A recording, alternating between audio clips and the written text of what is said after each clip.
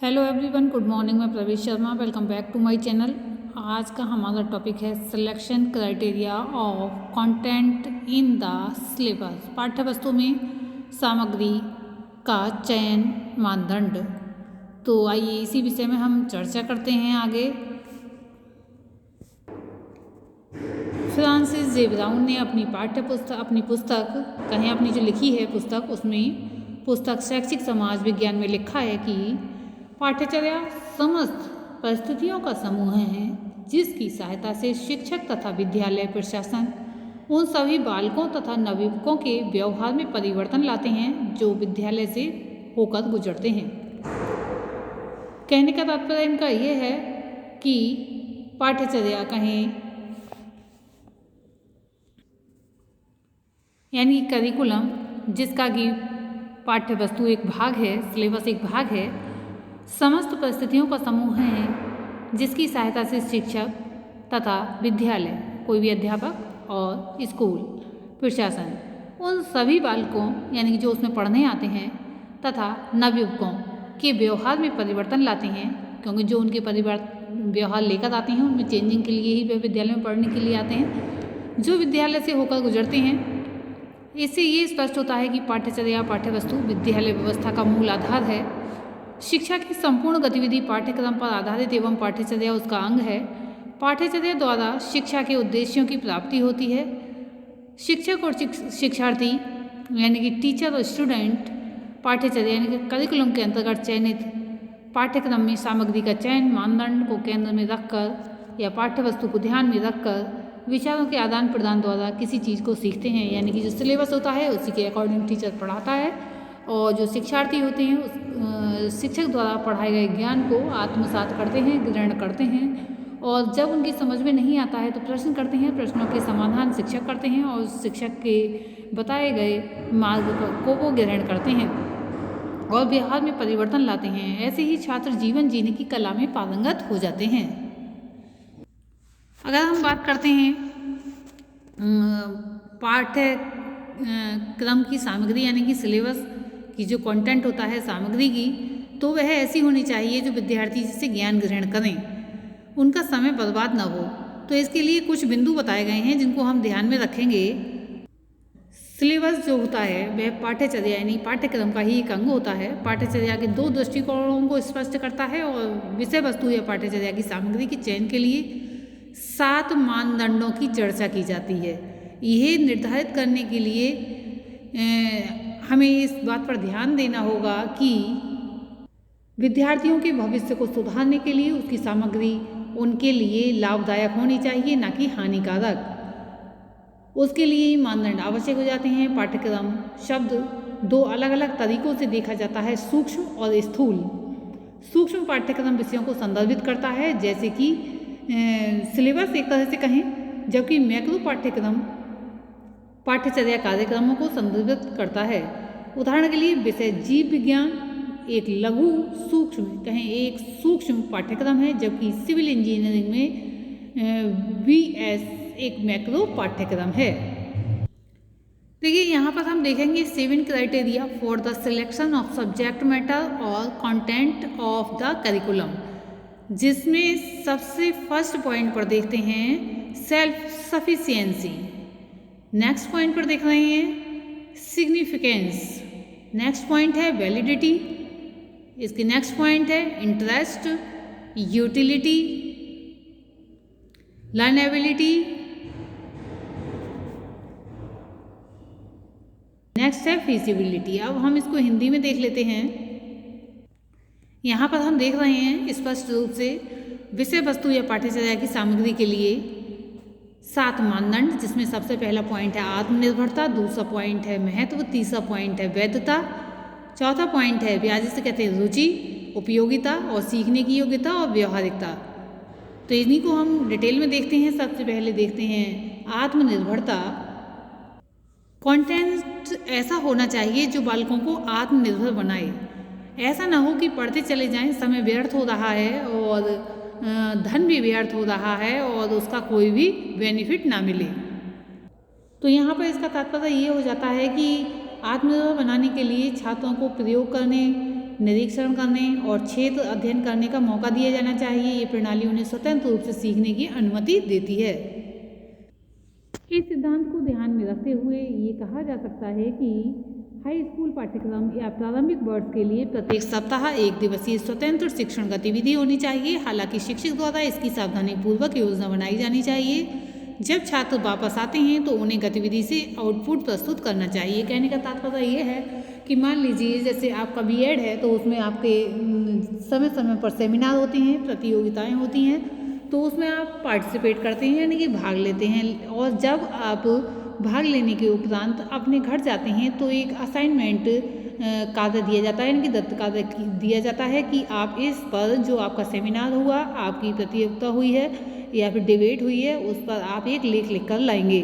तो जो प्रशिक्षु शिक्षक होते हैं तो वो स्वतः ही लिखते हैं और उस पर मनन करते हैं। लिखने के बाद वह जमा कर देते हैं। इससे होता क्या है, उनका ज्ञान स्थायी हो जाता है। नेक्स्ट पॉइंट में हम देखेंगे महत्व यानी कि इम्पोर्टेंस। विषय वस्तु या सामग्री महत्वपूर्ण है यदि इसे सीखने की गतिविधियाँ, कौशल, प्रक्रियाओं और दृष्टिकोण को विकसित करने के लिए चुना और व्यवस्थित किया जाता है। ये सीखने के 3 क्षेत्रों अर्थात संज्ञानात्मक, भावात्मक और मनोप्रेरणात्मक जो है कौशल को भी विकसित करता है और शिक्षार्थियों के सांस्कृतिक पहलुओं पर विचार करता है। विशेष रूप से यदि आपके छात्र विभिन्न सांस्कृतिक पृष्ठभूमि से आते हैं, अलग अलग क्षेत्रों से आते हैं, तो विषय वस्तु संस्कृति के प्रति संवेदनशील होनी चाहिए। संक्षेप में हम कह सकते हैं कि ऐसी सामग्री या विषय वस्तु का चयन किया जाना चाहिए जो पाठ्यक्रम के समग्र उद्देश्यों को प्राप्त करा सके। नेक्स्ट हम देखेंगे वैलिडिटी यानी कि वैधता। वैधता का तात्पर्य आपके द्वारा चुनी गई विषय वस्तु या सामग्री की प्रामाणिकता से है। सुनिश्चित कर लिया जाए कि ये विषय अप्रचलित तो नहीं है, यानी कि उसका अब इस समय समाज में व्यवहार में इसका उपयोग है या नहीं।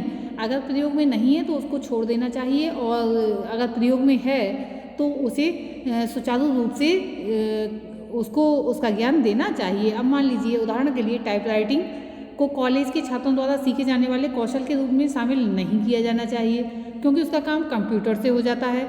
जबकि एक विशेष टंकण विषय होता है, मान लीजिए एक बालक ग्रेजुएशन कर रहा है किसी भी विषय में, तो वहाँ उसमें टंकण का कार्य सिखाया जाता है, तब तो आवश्यक हो जाता है। लेकिन अगर हम वैसे ही कंप्यूटर की सिखाना है, टाइपिंग उसकी सिखानी है, तो विशेष रूप से हम कंप्यूटर से ही उसका कार्य चला लेंगे। ये नहीं है कि टाइपराइटर बालकों को अलग से सिखाया जाएगा। ये कंप्यूटर या सूचना प्रौद्योगिकी ICT के बारे में होना चाहिए। नेक्स्ट हम देखेंगे इस प्रकार पाठ्यक्रम की विषय वस्तु या सामग्री की नियमित रूप से जांच करने और यदि आवश्यक हो तो उसे बदलने की आवश्यकता हो जाती है। इसे बदलने के लिए और ये नहीं 4-5 साल का इंतजार करते रहें। आधुनिक पाठ्यक्रम विशेषज्ञ पाठ्यक्रम की वर्तमान प्रवृत्तियों, प्रासंगिकता और प्रामाणिकता के पीछे हैं, अन्यथा स्कूल या देश जो है अप्रचलित हो जाता है। कहने का तात्पर्य ये है कि अगर हम समय के अनुसार नहीं चलते हैं तो उसका क्षेत्र सीमित रह जाता है और पिछड़ जाता है। नेक्स्ट देखेंगे इंटरेस्ट यानी कि ब्याज कह सकते हैं इसके लिए। जो भी कंटेंट हैं वह रुचिकर होने चाहिए। सिलेबस के अंतर्गत जो भी कंटेंट रखे गए हैं वो रुचिकर होने चाहिए जिससे बालक ज्ञान ग्रहण कर सकें और उसमें रुचि लेते हुए अधिक से अधिक समय दें। उसके लिए मानदंड शिक्षार्थी केंद्रित पाठ्यक्रम के लिए मान्य है। यदि विषय दिलचस्प है यानी कि अच्छा लगने वाला है तो छात्र सबसे अच्छा सीखते हैं। इस प्रकार ये उनके लिए सार्थक बनाता है। हालांकि यदि पाठ्यक्रम विषय केंद्रित है तो शिक्षकों के पास पेसिंग शेड्यूल को धार्मिक रूप से समाप्त करने के अलावा कोई विकल्प नहीं है और केवल वही पढ़ाना है जो पुस्तक में है। ये दृष्टिकोण बताता है कि क्यों कई छात्र विषय में असफल हो जाते हैं। नेक्स्ट देखेंगे यूटिलिटी यानी कि उपयोगिता। एक अन्य मानदंड सामग्री या विषय वस्तु की उपयोगिता है। ये छात्र ये सोचते हैं कि कोई विषय या कुछ विषय उनके लिए आवश्यक नहीं है, वे इसे बेकार समझते हैं, इसके चलते वे पढ़ाई नहीं कर पाते हैं। तो हमें ये देखना होगा कि कोई भी विषय उपयोगी है या नहीं है। छात्र अगर ये जानने लगेंगे कि हमारे लिए उपयोगी नहीं है और जबकि वो उपयोगी है तो एक शिक्षकों का दायित्व वो हो जाता है कि वे उनको समझाएं ये आपके लिए उपयोगी हैं। वे तब उपयोगी होंगे जब आप भविष्य में कोई भी रोजगार अपनाएंगे। इससे संबंधित कभी कभी छात्र प्रश्न पूछने लगते हैं, क्या मुझे अपनी नौकरी में विषय की आवश्यकता होगी? क्या ये मेरे जीवन को अर्थ देगा? क्या इससे मेरी क्षमता का विकास होगा? क्या ये मेरी समस्या का समाधान कर सकेगा? क्या ये परीक्षा का हिस्सा बन सकेगा? अगर मैं इसे सीखूं तो क्या मेरे पास पासिंग मार्क्स होंगे?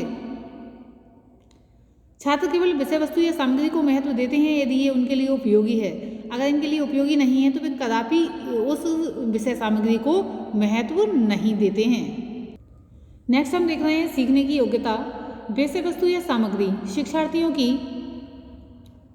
योजना के भीतर होनी चाहिए, ये उनके अनुभवों के भीतर होनी चाहिए। छात्रों की सीखने की क्षमता को अधिकतम करने के लिए विषयों को कैसे प्रस्तुत और अनुक्रमित और व्यवस्थित किया जाता है ये जानना चाहिए, और ये जानकर जो है मनोवैज्ञानिक सिद्धांतों को लागू किया जाना चाहिए। नेक्स्ट देखेंगे व्यवहारिकता। व्यवहारिकता का अर्थ है विषय वस्तु का पूर्ण कार्यान्वयन। इसे सामान्य रूप से स्कूल की वास्तविक स्थिति, सरकार और समाज पर विचार करना चाहिए। छात्रों को स्वीकार्य समय और उपलब्ध संसाधनों के उपयोग के भीतर सीखना चाहिए। उन्हें ऐसा विषय न दें जिसे खत्म करना असंभव हो। उदाहरण के लिए इकाई को समाप्त करने के लिए कह सकते हैं कि मान लीजिए इकाई को समाप्त करने के लिए आपके पास केवल 1 सप्ताह शेष है।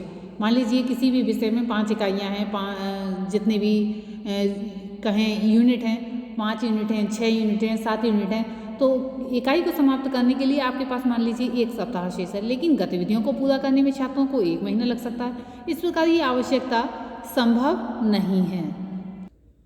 इसके अलावा जो व्यवहार्यता है, इसका मतलब है कि ऐसे शिक्षक होने चाहिए जो उस क्षेत्र के विशेषज्ञ हों। उदाहरण के लिए व्यवसाय संचार के लिए अंग्रेजी की पेशकश नहीं होनी चाहिए यदि इसे संभालने के लिए कोई शिक्षक नहीं है, यानी कि उस विषय से संबंधित होना चाहिए। इतिहास के लिए इतिहास का शिक्षक, गणित के लिए गणित का शिक्षक, विज्ञान के लिए विज्ञान का, संस्कृत के लिए संस्कृत का शिक्षक और गृह विज्ञान के लिए गृह विज्ञान का शिक्षक होना चाहिए। साथ ही शिक्षार्थियों की प्रकृति पर विचार करने की आवश्यकता होती है। विषय वस्तु या सामग्री का संगठन और डिजाइन छात्रों की प्रकृति के लिए उपयुक्त होना चाहिए। इस प्रकार हम कह सकते हैं कि जो पाठ्य वस्तु है उसका चयन जो है, सिलेक्शन इन मानदंडों को ध्यान में रखकर करना चाहिए। आज के लिए इतना ही, धन्यवाद।